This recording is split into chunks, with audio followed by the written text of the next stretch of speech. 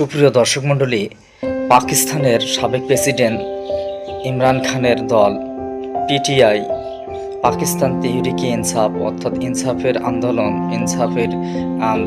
আন্দোলন এরকমের যে দলটির সাবেক প্রেসিডেন্ট ইমরান খান তিনি মারা গিয়েছেন। এই মারা যাওয়া গুজব মানুষকে ধ্বংস করে দেয়, গুজব মানুষকে শেষ করে দেয়।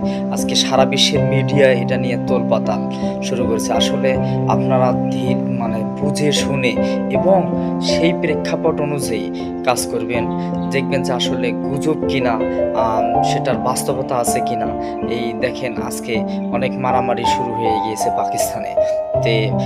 সাবেক ইমরান খানের প্রেসিডেন্ট যিনি মারা গিয়েছেন, এরকম একটা গুজব সারা বিশ্বকে তোলপাতাল করে তৈরি করে দিচ্ছে।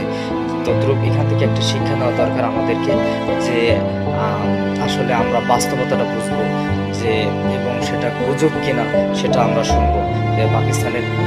পাকিস্তানের সাবেক প্রেসিডেন্ট ইমরান খান এখনো বেঁচে আছেন।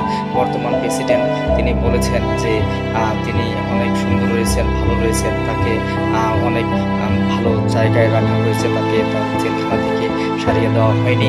এবং তিনি বলেছেন, আমি যখন বন্দী ছিলাম তখন আমাকে মেঝে শুইতে হয়েছে, তাকে অনেক মখমল এরিয়াতে শুইতে দেওয়া হয়েছে এবং তার সেখানে টেলিভিশন রয়েছে, বিভিন্ন চ্যানেল তিনি পর্যন্ত দেখতে পাবেন।